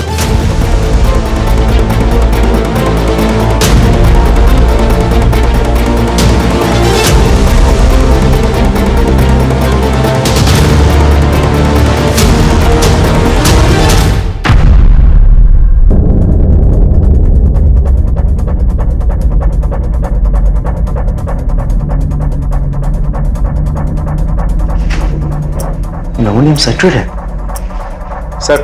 हाँ पटेल। सर हमारा शक बिल्कुल सही निकला। चुराया हुआ नमोनियम साइट्रेट और फिलेटिन स्टिक्स यहाँ छुपाए गए हैं और बॉम्ब बनाने का सारा सामान भी यहाँ मौजूद है। तुम उस पर नजर जमाए रखो, मैंने भी इसको रडार पे ले लिया है। Right sir.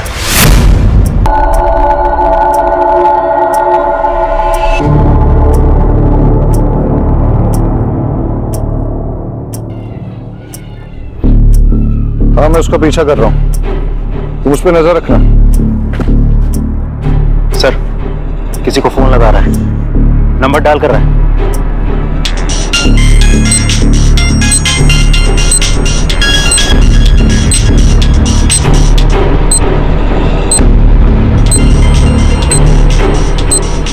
आवाज क्या थी आज?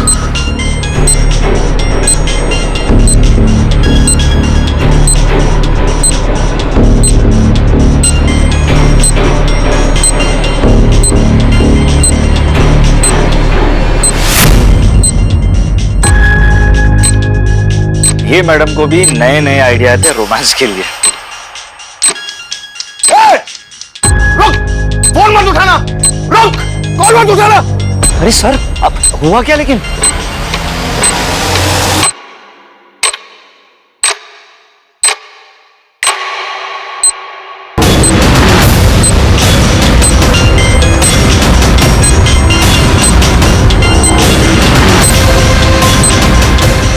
सर ये है क्या? ये कॉल नहीं था, तुम्हारी मौत का फरमान था। जिसको चाहे फोन लगा ले बेटा, कोई नहीं आने वाला है। लड़की बन के बहुत झांसा दे दिया है तूने। बताओ क्यों किया ये सब? मैंने ये सब मेघा को पाने के लिए किया था। दरअसल परेश मछली पकड़ने के सिलसिले में ज्यादातर घर से बाहर रहते थे। उसी दौरान मैं और सागर एक दूसरे के करीब आए और मैं प्रेग्नेंट हो गई। परेश को लगा कि वो बाप बन गया है, लेकिन मैं जानता था मेघा बहुत दिनों तक सच छुपा नहीं पाएगी। इसलिए हमने एक प्लान बनाया। मैंने डॉक पर से एक्सप्लोसिव चोरी किए और एक हाई इंटेंसिटी बम बनाया और परेश को बस पर चढ़ाते वक्त उसके सीट के नीचे सरका दिया और एक मोबाइल भी रख दिया। मेरी कैलकुलेशन के अनुसार जब बस वलसाड़ पहुंचती तब मैं उस मोबाइल पे कॉल करता और परेश अपने सामान के साथ मोबाइल देखता तो उस कॉल को जरूर उठाता और बॉम्ब फट जाता। लेकिन हमारी बदकिस्मती, उस दिन वो बस समय से बहुत पहले ही वलसाड़ पहुंच गई और जब हमने कॉल किया तब ये विकास मेहता का क्या चक्कर था? उसे मेरे और सागर के अफेयर के बारे में पता चल गया था। मुझे वार्न करने आया था। मैंने उस पर मॉलेस्टेशन का झूठा इल्जाम लगाकर उसे जेल भिजवा दिया। विकास मेहता बेल पर बाहर आ गया था। उसका पुख्ता इंतजाम करने के लिए मैंने एक शॉप से मोबाइल खरीदा और उसके नाम पर सिम भी खरीदा ताकि जब पुलिस तफ्तीश करे तो वो फंस जाए और उसे सजा मिले। लेकिन उस कपड़ों की दुकान की सीसीटीवी फुटेज पे हमने तेरी शक्ल पहचान ली और तेरा खेल खत्म हो गया। मैं पूरी कोशिश करूंगा कि तुम दोनों को कड़ी से कड़ी सजा हो।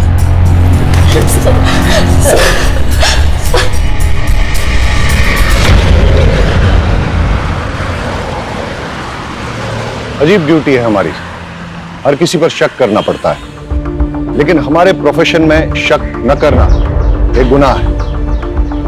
लेकिन जब एक गणेश जैसे मासूम पर शक करना पड़ता है और उसे कड़े तरीके से पूछताछ करनी पड़ती है और आखिरकार जब सच सामने आता है, बड़ा दुख होता है। कई बार सोचता हूं कि क्या गलती थी गणेश की पत्नी उषा की या उसके बेटे किशोर की। उनका क्या लेना देना था परेश, सागर, मेहता, मेघा, इन सब से, इनके गलत संबंधों से या इनकी दुश्मनी से। लेकिन फिर भी इस षड्यंत्र का शिकार उन्हें बनना पड़ा। वजह लालच। अगर गणेश ने वो बैग खुद ना रख लिया होता और पुलिस को लाके सौंप दिया होता तो शायद ये हादसा नहीं होता। सर हेडक्वार्टर से कॉल आई थी। एक बस में कुछ लोगों को बंधक बना लिया गया है। चलो सर।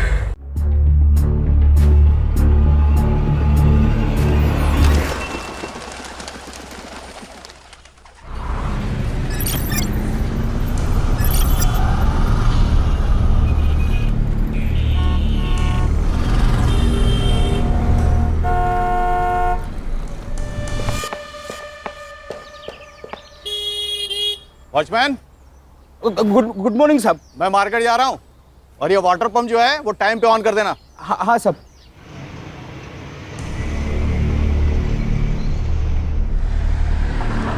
ममता जी नमस्कार। हाँ नमस्ते। मैंने इलेक्ट्रिशियन को बुलाया है, उसे घर पे छोड़ देना। इतने के लिए इंटरकॉम मत करना।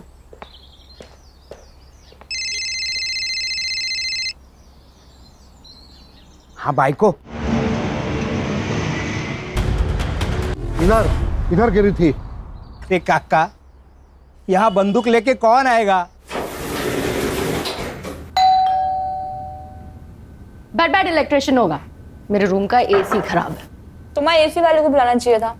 एसी वाले को सीधा बुलाएंगे तो बोलेगा एक नया एसी ले लो। आ रही हूँ पापा। अरमान, तू सुनो, मेरी बात तो सुनो। सलोनी की कोई गलती नहीं है।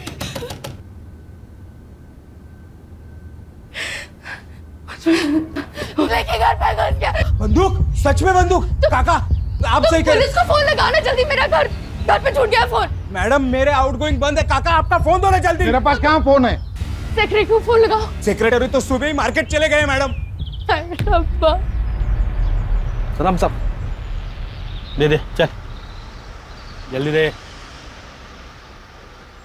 सर, वो मेरी बेटी को बचा लीजिए। वो मार डालेगा मेरी बेटी को। प्लीज बचा लो। अहो, मेरी चचेरी बहन की शादी में जाना है, मालूम है ना आपको? हाँ मालूम है। हाँ दादा जल्दी। आपका सूट प्रेस करके रेडी है। अरे नहीं, सूट नहीं पहनूंगा मैं। अरे बहुत अनकंफर्टेबल फील करता हूँ। अरे ये कपड़ों में क्या प्रॉब्लम है? हैंडसम दिखता हूँ मैं। इससे अच्छा तो आप पुलिस की यूनिफॉर्म में आ जाइए। वैसे भी मेरे आधे घर वालों को यही लगता है कि आपको पुलिस की नौकरी से निकाला है। क्यों? मुझे क्यों पुलिस की नौकरी से निकाला? आता ते पण मीच तुम्हाला सांगते। नो यूनिफॉर्म, नो ये घिसे पिटे कपड़े, सूट मीन सूट। अब हाई कमांड का ऑर्डर है तो सूट पहनना ही पड़ेगा ना। हाँ खान, कब? अच्छा नहीं, मैं आ रहा हूँ। बेटी को बचा। देखिए मैडम, आप बिल्कुल चिंता मत कीजिए, हमारे बड़े ऑफिसर्स की टीम आ रही है, वो आपकी बच्ची को जरूर बचाएंगे।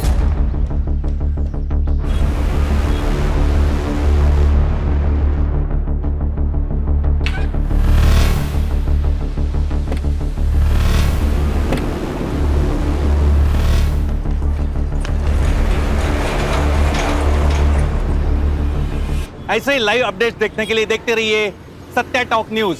मैं सत्या सातोस्कर।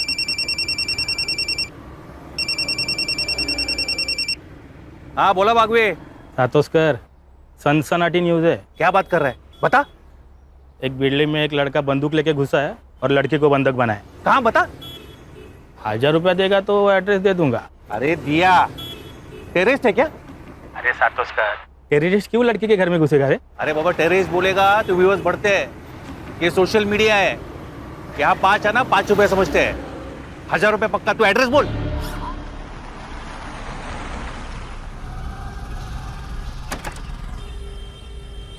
अरे तू क्या कर रहा है यहाँ? तू लड़की देखने जाने वाला था ना? सर लड़की कहाँ भाग के जा रही है? मधुबन सोसाइटी के बाहर से लाया हूँ। आप मेरे पीछे जो लोग सिविल ड्रेस और बुलेट प्रूफ जैकेट में देख रहे हैं, वो मुंबई पुलिस की स्पेशल टीम है जो कि एनकाउंटर में माहिर है। इसके मेन ऑफिसर सुनील केड़कर के नाम पर अब तक 18 एनकाउंटर जमा है। आपको ये जानकर हैरानी होगी कि ये लोग यहाँ क्या कर रहे हैं। इस बिल्डिंग में टेररिस्ट घुस चुके हैं। अब आगे यहाँ जो भी कुछ होगा वो शायद दूसरा शूट आउट एट लोखंडवाला जैसा कुछ होने वाला है। सर वो मार देगा मेरी बेटी को। सर प्लीज उसे बचा लो, वो पागल हो गया है। क्या नाम क्या है उसका? अरमान चौहान। ये अरमान चौहान आपके घर में क्यों घुसा? जबरदस्ती मेरी बेटी के पीछे पड़ा है सर। न खुद शादी करता, न मेरी बेटी को कहीं और से शादी करने देता। और आज तो उसके सर पे भूत सवार हो गया है, वो पागल हो गया है। वो आज मार के ही छोड़ेगा मेरी बेटी को। बचा लो। लेकिन जब आपको मालूम है कि वो लड़का सलोनी को तंग करता है तो उसके लिए दरवाजा क्यों खोला आपने? सर मुझे लगा इलेक्ट्रिशियन आया होगा, आज सुबह मैंने उसे बुलाया था। अरे लेकिन खान, ये सब पूछने का वक्त है अभी। अब शांत हो जाइए। ये सर उसी की गाड़ी है सर। हर्षा सर अरमान इस गाड़ी से आया है। इसके आरटीओ डिटेल्स निकालो, पता करो किसके नाम पे है गाड़ी। Yes sir. खान बातें कम काम ज्यादा। चल भागवे, इधर आ, इधर आ। देख देख देख। क्या है रे? ये पेन ड्राइव ले ले, इसमें से अंदर का सारा सीसीटीवी फुटेज कॉपी कर ले। हाँ तो पहला हाथ भर ले। अरे सुनना, 2000 रुपए दूंगा। हाँ उसमें से एक ना वो वॉचमैन को दे देना। येड़ा हो गया क्या सातोस्कर तू? क्या हुआ? ये टीम ने अगर मेरे को पकड़ा ना तो बाथरूम साफ करने का ड्यूटी मिलेगा। पहले का 1000 रुपया निकाल। हाँ रुक रुक, ये ले ले। Sir jacket. हीरोगिरी मत कीजिए सर, प्लीज जैकेट पहन लीजिए। अरे खान, वो इलेक्ट्रिशियन है, वो क्या बुलेट प्रूफ जैकेट पहन के घर की बेल बजाएगा? ये बात सही है। चल। तू कहाँ रहा है? सर मैं ऊपर। दिमाग खराब हो गया तेरा? शादी नहीं हुई अभी तक तेरी। बिना शादी के ऊपर जाएगा तो जिंदगी की बहुत सारी खुशियां मिस कर जाएगा। सर क्या?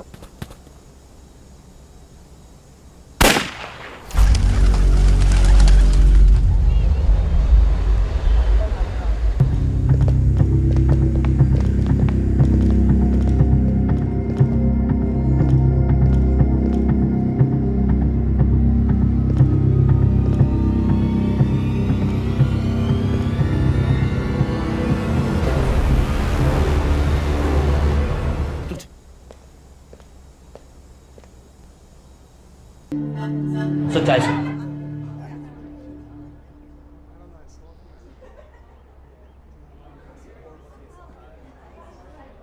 सर ये जो अरमान चौहान था वो यशदीप चौहान का लड़का है, मतलब था। वाह, मतलब जो हमारी पोस्टिंग करता है उसी के बेटे को हमने ऊपर भेज दिया।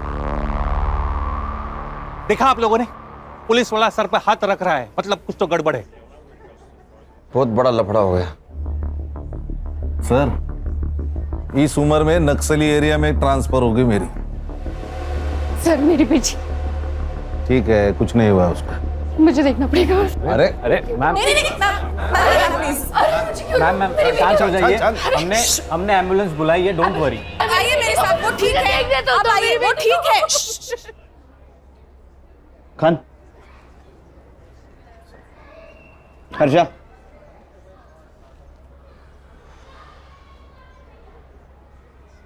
पर मैं अकेला था, मैंने अकेले ने इनकाउंटर किया है, खान मेरे साथ नहीं था। सर नक्सली एरिया की बात तो मैंने मजाक में कही थी, लेकिन सीरियस हो सकता है खान, और वो भी इस उम्र में। देखो खान, अगर तुम भी मेरे साथ फंसोगे तो पूरी टीम बिखर जाएगी। बड़ी मुश्किल से टीम बांधी है मैंने। Got my point? सर वो यशदीप छोड़ेगा नहीं हमें। सर थोड़ा खाऊन गया। नहीं, थोड़ा खाना सर। अरे भूख नहीं है मुझे। चलो हमारी इंक्वायरी शुरू। डीसीपी साहब का फोन। जैन सर। हाँ सर, आ रहा हूँ सर। जी सर। गणेश भाऊ। सर यूनिफॉर्म निकालो।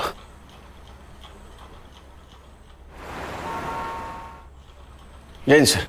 केलकर, तुम्हें सोच समझ के गोली चलानी चाहिए थी। तुम्हें पता था वो टेररिस्ट नहीं था। टेररिस्ट? सर हमने कब कहा सर वो टेररिस्ट था? न्यूज नहीं देखी क्या तुमने? सारा मीडिया कह रहा है टेररिस्ट समझ के एक मासूम की जान ली है पुलिस ने। सर ये मीडिया वाले तो कुछ भी बकते हैं sir. Sir actually it was a hostage situation sir. एक लड़के ने एक लड़की को गन पॉइंट पे हॉस्टेज बनाया था। जब मैं घर के अंदर घुसा तो उसने मुझ पर फायर करना चाहा। छाती पे? क्या करता सर? Self defence. और कौन ऑफिसर था तुम्हारे साथ? सर मैं अकेले अंदर घुसा था सर। ये जो कहानी तुम मुझे बता रहे हो, इसे जस्टिफाई कैसे करोगे? सर जिस लड़की को हमने बचाया वो आई विटनेस है सर, स्टेटमेंट देगी ना सर। अगर वो लड़की तुम्हारी बात से मुकर गई तो तुम्हारा सस्पेंशन पक्का, क्योंकि अब तक तो तुम जान ही गए होंगे कि वो किसका बेटा था। पुलिस ने मेरे बेटे को आतंकवादी घोषित करके मार डाला। वो एक लड़की से प्यार करता था, उससे शादी करना चाहता था। उससे मिलने गया, दोनों में झगड़ा हो गया। जैसे यंग लड़के लड़कियों में होता है अक्सर, लवर्स डिप, तो उससे आतंकवादी हो जाता है। कुछ मेडल्स पाने के लिए कुछ करप्ट ऑफिसर्स ऐसी घिनौनी हरकतें करते हैं। मैं एक आईएएस ऑफिसर, हो सकता है मैंने कभी किसी का कोई काम ना किया हो, तो उसने सुनील केलकर को सुपारी दे दी। सुनील केलकर ने उस पर वॉच रखी और उसको मार डाला। अब आतंकवाद का ड्रामा कर रहा है अपने आप को बचाने के लिए। लेकिन मैं ये केस लड़ूंगा, खाली उसे सस्पेंड ही नहीं, उसे फांसी तक लेके जाऊंगा मैं।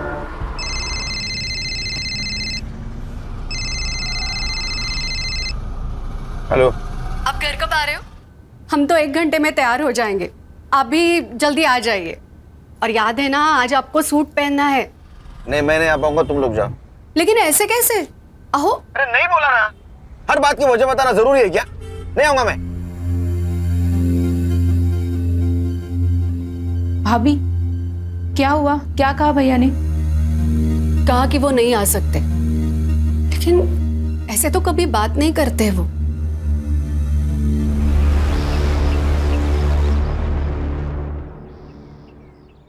क्या कहा डीसीपी साहब ने? सर वो लड़का टेररिस्ट था, ये तो हमने नहीं कहा था। फिर ये बात मीडिया में कैसे फैली? सर हमें भी अभी पता चली न्यूज़ से बात। सर हर न्यूज चैनल पर यही कहा जा रहा है कि हमने टेररिस्ट समझकर एक आशिक को मारा। इसका मतलब इसमें कोई थर्ड पार्टी इन्वॉल्व है। संग्राम सर पता करो सबसे पहले किस मीडिया ने बात फैलाई। हर्षा क्राइम स्पॉट पे हमें जो पिस्टल मिला उसका सीरियल नंबर देखो किसके नाम पे रजिस्टर्ड है। अगर वो अनलाइसेंस्ड है तो अपने खबरियों को काम पे लगाओ, पता कराओ कहां से खरीदी गई है। Yes sir. भाई तक 1 मिनट मेरे साथ आओ।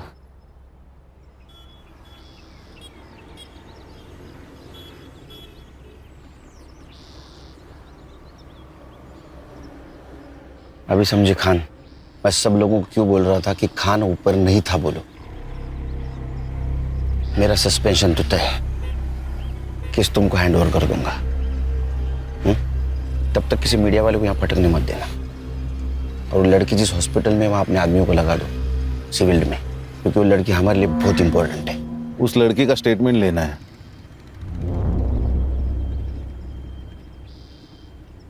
लेंगे। अभी वहां बहुत मीडिया वाले होंगे, स्टेटमेंट रात में लेंगे।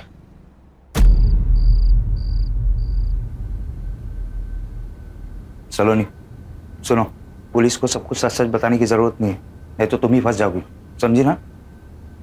अमन सही कह रहा है, वो अरमान तो गया, तुझे छुटकारा मिल गया। अब बार बार पुलिस हमें आके तंग करे, इससे अच्छा है कि हम ये कह दें कि अरमान तुझे मारना चाहता था, आपने मार दिया, खत्म। क्या खत्म? वो खाना खत्म कर दे कह रही थी। ये कौन है? सर मैं भाई है मेरा। अब मुंह बोला। चल निकल। हो कुछ सवाल पूछने हैं आपसे। ये जो अरमान था, उसको कब मिली, कहाँ मिली? सर वो सर उसकी तबीयत ठीक नहीं लग रही है, उसकी बजाय मैं आंसर दूं तो चलेगा? ओके ओके, हाँ बोलिए, आप बोलिए। हमारी सलोनी को बचपन से ही फिल्मों का शौक रहा है। एक दिन वो बोली कि उसे फिल्मों में जाना है। मैंने अपने सोर्सेस के थ्रू पता किया तो पता चला कि अरमान चौहान नाम का कोई प्रोड्यूसर है जो फिल्म बना रहा है। बस उससे मिलने हम उसके ऑफिस चले गए। चौहान सर, ये सलोनी का पोर्टफोलियो है। जब ये सामने है तो फोटोग्राफ्स की क्या जरूरत है, इन्हीं का ऑडिशन करेंगे। सर सलोनी का ऑडिशन उसे बहुत पसंद आया। 2 दिन बाद उसने हमें बुलाया, सलोनी को फिल्म में हीरोइन के लिए कास्ट किया और 2 लाख रुपए साइनिंग अमाउंट भी दिए। सर हम भी बहुत खुश थे, सलोनी फिल्म में हीरोइन बनने वाली थी। सर फिर सलोनी वहाँ रोज जाने लगी। एक दिन अरमान ने मुझे अकेले मिलने बुलाया। माँ जी, मैं सलोनी से प्यार करता हूँ और उससे शादी करना चाहता हूँ, लेकिन ये बात मैं अपने घर वालों को भी बता नहीं सकता। उसके लिए और उनको राजी करने के लिए मुझे थोड़ा वक्त चाहिए। लेकिन बेटा मुझे सलोनी से भी पूछना पड़ेगा, उसकी अपनी लाइफ है, हाँ या ना का फैसला तो वही करेगी। उसकी तरफ से हाँ है, बस आपकी हाँ और आपका आशीर्वाद चाहिए। मैं क्यों ना करूंगी, तुम्हारे जैसा दामाद कौन नहीं चाहेगा। बट बेटा हमारी एक अलग ही समस्या है। मैं जानता हूँ, आज से आपकी और सलोनी दोनों की जिम्मेदारी मेरी। फिर वो हर महीने हमें 2 लाख रुपए खर्च के लिए देने लगा। 2 लाख? आपके दोनों का महीने का खर्चा 2 लाख रुपए? सर इससे कम में तो हमारी टीम के घर चलते हैं। आप बोलिए। घर में उसका आना जाना शुरू हो गया। सलोनी खुश थी, और खुश क्यों ना हो, इतने बड़े लड़के के साथ उसकी शादी होने वाली थी। 7-8 महीने सब ठीक चला, फिर अचानक उसने आना बंद कर दिया। उसका फोन भी बंद मिला, जिस ऑफिस में हम उससे जाया करते थे मिलने, वो भी बंद मिला। हमें समझ में नहीं आ रहा था क्या हो रहा है। सलोनी का तो रो रो के बुरा हाल हो गया था। मैं अरमान से बहुत प्यार करती हूँ माँ। अरमान ने मुझे क्यों छोड़ दिया माँ? क्यों? देख तू रोना बंद कर, हम एक काम करते हैं, हम उसकी फिल्म के प्रोड्यूसर्स के साथ फिर से स्ट्रगल शुरू कर दिया। सलोनी ने भी किसी पार्लर में जॉब पकड़ लिया। लेकिन एक बात समझ में नहीं आ रही, अरमान सलोनी से इतना प्यार करता था, फिर भी उसे मारना क्यों चाहता था? इन दोनों के बीच जरूर कुछ हुआ होगा। सर मुझे लगता है उसे सलोनी का फिर से फिल्मों में स्ट्रगल करना पसंद नहीं आया। प्यार करता था ना। पर सर आपने उसे नहीं मारना चाहिए था। अरे कमाल है, सुबह तो कह रही थी आप मेरी बेटी को बचाओ। अगर मैं उसे नहीं मारता तो आपकी बेटी को मार देता। बताओ माँ को। हाँ माँ, ये सही कह रहे हैं, मेरी जान इन्हीं की वजह से बची है। मीडिया को ये बात किसने बताई कि अरमान टेररिस्ट है? हमारी किसी भी प्रेस वाले से कोई बात नहीं हुई। ठीक है, रेस्ट करो, कोई मीडिया वाला आए तो उसको इनकार कर देना।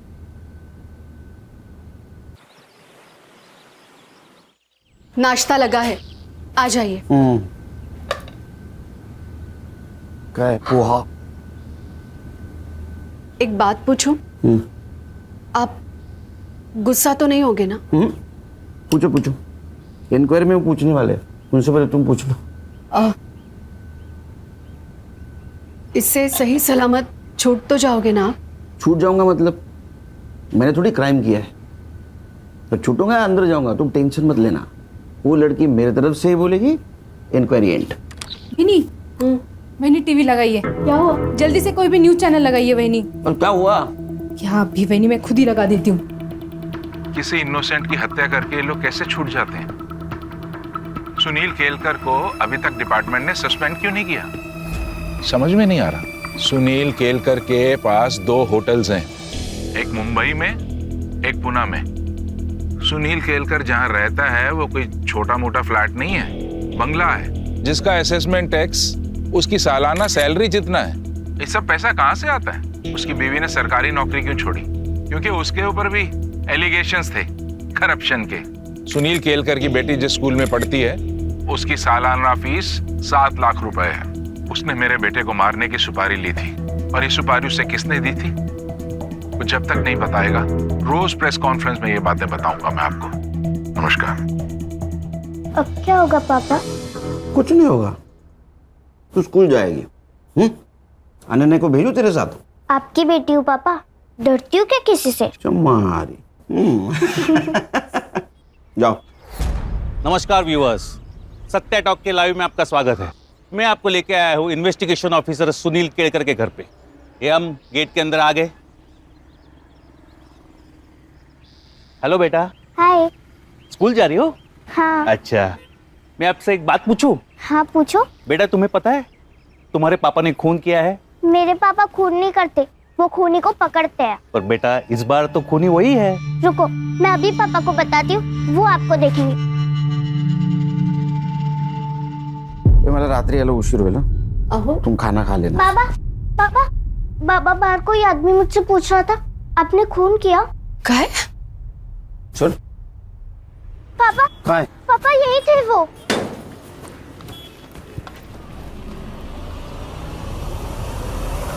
मैंने रक्षक को स्कूल छोड़ के आओ, और रास्ते में कोई मिले ना तो खींच के रख देना, बाकी मैं संभालूंगा। कबड्डी प्लेयर हूँ भैया, ऐसी जगह खींच के मारूंगी ना जिंदगी भर याद रखेगा। Good girl. चल रक्षा। जाओ रक्षा, जाओ बेटा। आईपी एड्रेस का क्या हुआ? सर वो आज मिल जाएगा। इतने टाइम क्यों लग रहा है? सर वो एक्चुअली 3-4 देश घूम के आ रहा है ना, उसे प्रॉक्सी आईडी कहते हैं। चाहिए कि टेक्नोलॉजी का जितना फायदा उतना नुकसान। ओ मैडम। सर वो गन का लाइसेंस यशदीप चौहान के नाम पे। खान।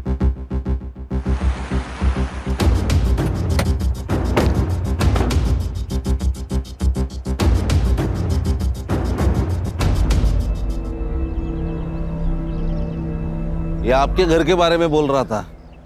इसका घर देखो सर, उसको पूछ लो गवर्नमेंट के नौकरी में इसने इतना बड़ा घर कैसे लिया। वो पूछ के क्या फायदा? उससे अच्छा उसकी गन उसके बेटे के पास कैसे आई, ये पूछने में फायदा है।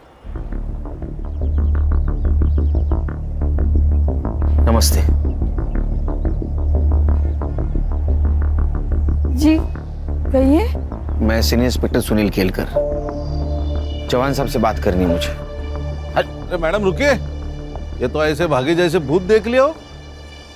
Mister commissioner, Sunil Kelkar suspend होना चाहिए और उस पर मर्डर का केस भी दर्ज होना चाहिए। This is my last warning to you and do it as soon as possible.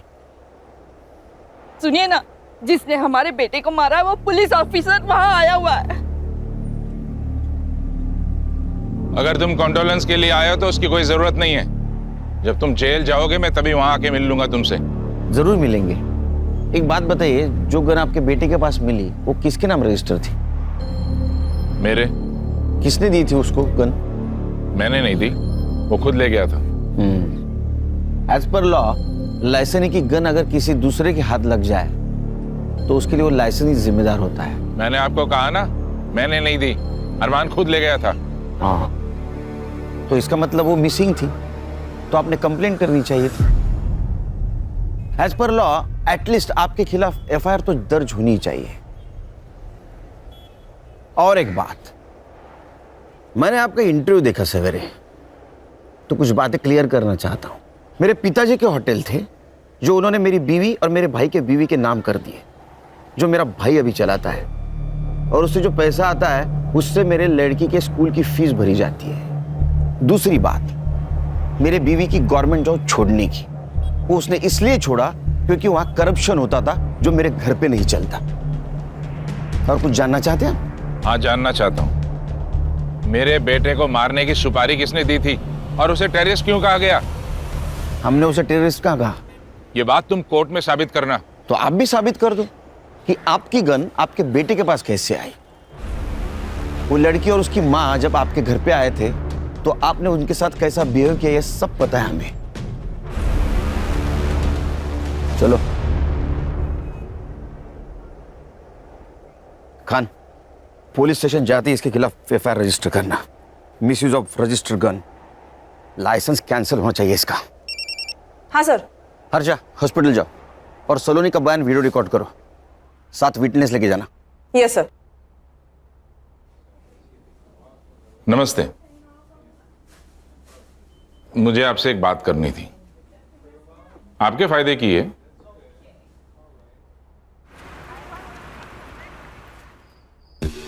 Sir, Chauhan के खिलाफ एफआईआर 2 घंटे लिए। चौहान अभी पूरी तरह फंसेगा। बोलो अर्चा। सर सलोनी को तो दोपहर में ही डिस्चार्ज मिल गया, वो तो हॉस्पिटल में नहीं है। ऐसे कैसे डिस्चार्ज ले लिया, हमें बताया भी ना। उसके घर पे जाके आओ। एक्चुअली सर मैं वही बताने वाली थी कि मैं यहाँ आई हूँ उसके बिल्डिंग के नीचे, लेकिन वो और उसकी माँ दोनों भी घर पे नहीं है। सर, सलोनी की माँ आई है, सलोनी मिसिंग है, उसकी कंप्लेंट देने।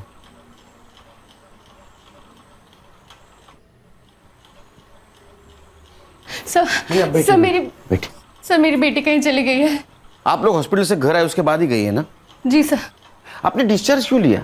सर मैंने नहीं, उसने जबरदस्ती डिस्चार्ज ले लिया।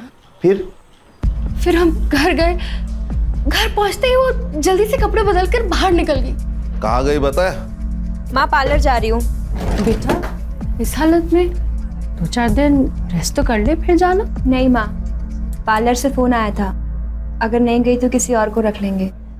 अरे फिर कुछ देर बाद मैंने पार्लर में फोन लगाया उसकी तबीयत का पूछने के लिए, पर पता चला कि वो पार्लर गई ही नहीं थी और पार्लर वालों ने उसे फोन करके बुलाया भी नहीं। आपने कॉल किया उसके मोबाइल पे? जी सर, कई बार फोन लगाया, रिंग जाती है बट वो फोन ही नहीं उठा रही है। संग्राम, हमारे पास नंबर है, कॉल करो। The subscriber is currently switched off. Battery drain हुई होगी। Quite possible. खान, सलोनी का मिलना बहुत जरूरी है, उसका फोटो सारे पुलिस स्टेशन में सर्कुलेट कर दो। सर। ढूंढेंगे उसको, ढूंढेंगे।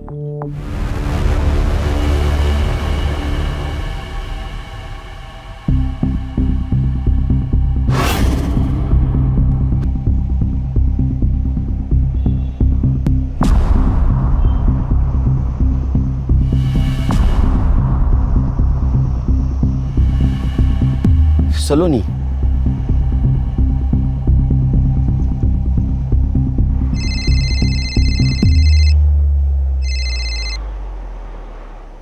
सर।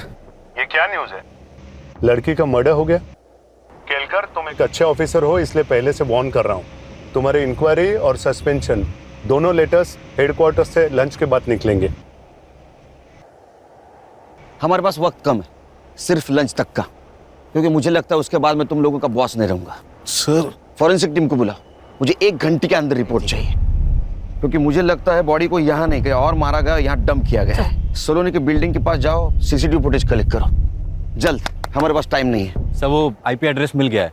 सत्या सातोस्कर नाम का रिपोर्टर है जिसका सत्या टॉक्स नाम का सोशल मीडिया न्यूज़ चैनल है, जिस पर अरमान के टेररिस्ट होने की बात मीडिया में लीक हुई थी। और हाईलाइट ये है सर कि इस न्यूज़ चैनल पर अभी अभी सलोनी का मर्डर हुआ, ये न्यूज़ चल रही है। ये न्यूज़ उसे कैसे मिली? सर ये सोशल मीडिया वाले ना लाइक्स और सब्सक्राइबर के लिए कुछ भी कर सकते हैं, कोई भी हद पार कर सकते हैं। मर्डर तक भी? सनसनीखेज न्यूज, अरमान चौहान की पुलिस ने हत्या की, या वो एक सेल्फ डिफेंस था? इसकी एक ही चश्मदीद गवाह सलोनी शर्मा का मर्डर हुआ है और ये कत्ल ये कहलाता है कि अगर अरमान की हत्या एक सेल्फ डिफेंस था तो सीनियर पुलिस इंस्पेक्टर के किसी दुश्मन ने उन्हें रास्ते से हटाने के लिए सलोनी का मर्डर किया है। लेकिन अगर सुनील केड़कर ने सुपारी लेकर अरमान की हत्या की है तो क्या सलोनी का मर्डर उन्हें सस्पेंशन से बचाता है? किसने किया है सलोनी शर्मा का मर्डर? सुनील केड़कर ने? ऐसे ही लाइव अपडेट्स के लिए देखते रहिए सत्या टॉप न्यूज। मैं सत्य सातोस्कर।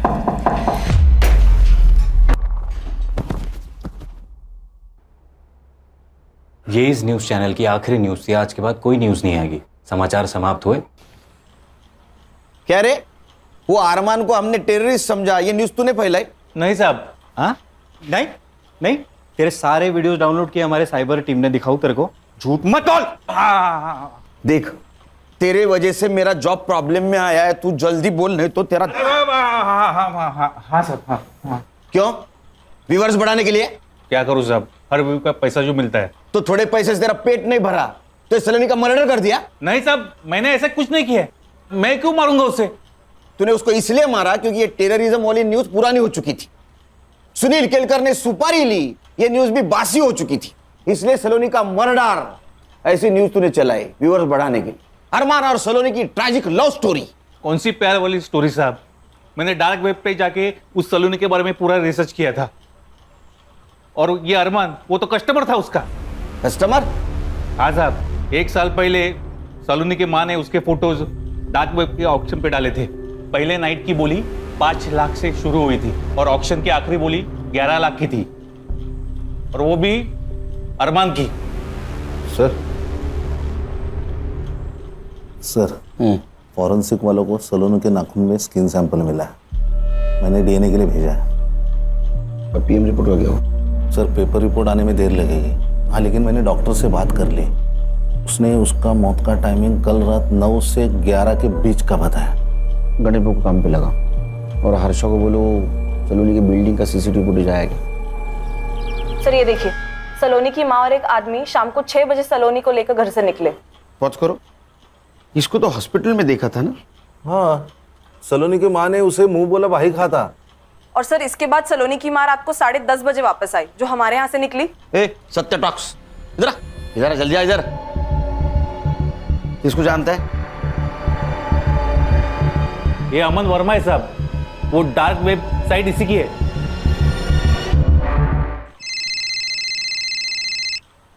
हेलो, हाँ एक मिनट। हाँ ठीक है। मर्डर स्पॉट पे एक पीली बत्ती की गाड़ी थी। पीली बत्ती तो स्टेट सेक्रेटरी यूज करता है, मतलब यशदीप चौहान। इस नंबर की गाड़ी किसको अलर्ट हुई थी पता करो। संग्राम सर, तुम अमन वर्मा को और तुम सलोनी की माँ को यहाँ लेके आओ। तुम लोगों के पास सिर्फ 1 घंटा बाकी है। 1 घंटे में सब सच सामने आएगा तो क्या होगा पता है ना? मैं यहाँ रहूंगा। तो चलो निकलो, चलो।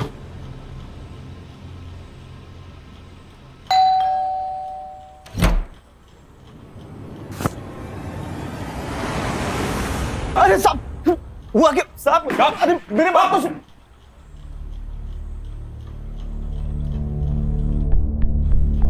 तेरा पूरा कच्चा चिट्ठा है हमारे पास। तू एक डेटिंग साइट चलाता है, उससे बड़े बड़े लोगों को तू लड़कियां पहुंचाता है। मैं जो पूछूंगा उसका हाँ या ना में जवाब देना। जिस दिन सलोनी को हॉस्पिटल से डिस्चार्ज मिला, उस दिन सलोनी की माँ और तू उसको भी बाहर ले गए थे, हाँ या ना? देख, सलोनी की बिल्डिंग का सीसीटीवी फुटेज है हमारे पास, हाँ या ना? हाँ साहब। सलोनी की माँ और तेरी मोबाइल टावर लोकेशन हमने निकाली, गोरेगांव की दिखा रही है। 1 घंटे तक तुम लोग वहां थे। सलोनी को किसके पास ले गए थे?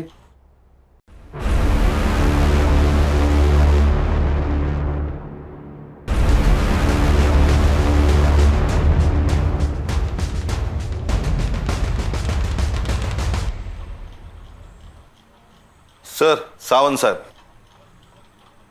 अरे नमस्ते सावंत साहब, बैठिए।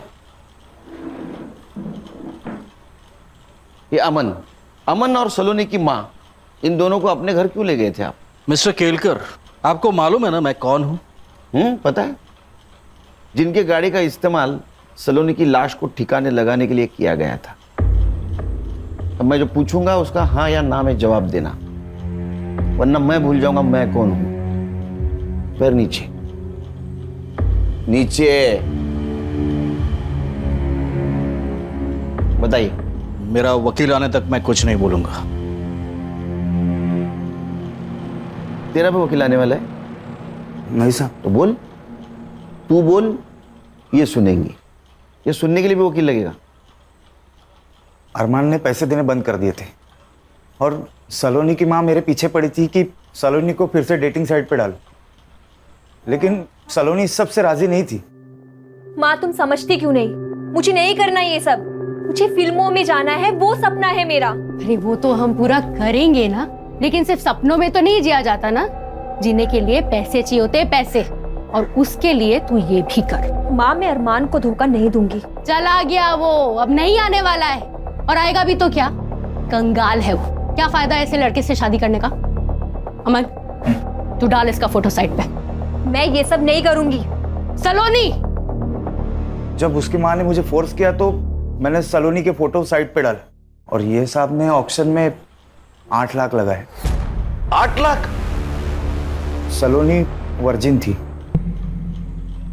इन्होंने पूरे पैसे एडवांस में दिए थे, लेकिन सलोनी मान ही नहीं रही थी और ये साहब पैसे वापस करने के पीछे पड़े थे, और उसकी माँ ने तो पूरे पैसे उड़ा चुकी थी। तब मैंने उसकी माँ से कहा कि एक तो सलोनी को साथ में ले चले या तो पैसे वापस कर। तभी जबरदस्ती हम सलोनी को लेकर इनके घर गए थे, लेकिन एक बात मानना पड़ेगा सर, उसने आखिरी दम तक हाँ नहीं की। अरे ये कैसी लड़की लेके आया है, हाथ भी नहीं लगाने दे रही है। चल तू एक काम कर, मेरे 8 लाख रुपए वापस कर और वो लड़की को लेकर निकल यहाँ से। एक मिनट, मैं देखती हूँ कैसे नहीं मानती। अरे आइए आइए आइए, टाइम पे आ गए आप। कुर्सी जरा मैडम को। सर मैंने क्या किया? हाँ तू, तेरा मुंह चालू रख तो मुझे भी समझेगा और इनको भी समझेगा इन्होंने क्या किया है। फिर ये गुस्से से अंदर चली गई। क्या प्रॉब्लम क्या है? हाँ, यहाँ खाने के पैसे नहीं है और तू ना करे जा रही है। माँ मैं मर जाऊंगी लेकिन ये सब नहीं करूंगी। सर झूठ बोल रहा है ये हर्षा रुक, रिकॉर्डिंग चालू है। सलोनी के नाखून में जो स्किन पार्टिकल्स मिले हैं वो उसके डीएनए से 50% मैच होते हैं। 50% मैच, इसका मतलब समझती हैं आप? वो स्किन आपकी है। तू बोल। सलोनी की डेड बॉडी देख के इसको पहले मेरे घर से रफा दफा कर दे। सलोनी की डेड बॉडी मैंने अपने गाड़ी में डाली, लेकिन मेरी गाड़ी स्टार्ट नहीं हो रही थी, तो मैंने साहब की गाड़ी ली और रात का फायदा उठाकर। पैसों की लालच ने आपको दुनिया की सबसे कमीनी मां बना दिया। मेरे सवाल का जवाब दो। वो यशदीप चौहान, उसने आपको हॉस्पिटल से डिस्चार्ज दिलवाया था ना? ना मत बोलो, सीसीटीवी में दिख रहा है सब। तो आप में और उसमें क्या डील हुई थी? डील ये हुई थी सर कि सलोनी झूठ बोलेगी कि आपने जानबूझ के अरमान को मार दिया। उसके हाथ में जो पिस्तौल थी वो हवा में भी फायर की, ताकि सबको ये लगे कि अरमान ने ही पहली गोली चलाई। खान, इस बयान के आधार पर यशदीप साहब को बुला लेना। सर।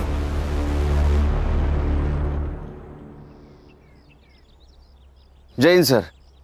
सर मैं इंक्वायरी कमेटी के सामने जाने के लिए तैयार हूं सर। मेरे पास भी मेरे बेगुनाही के इतने सारे सबूत है कि सारे चकरा जाएंगे सर, और सोचेंगे किस ऑफिसर से पाला पड़ा है। सर।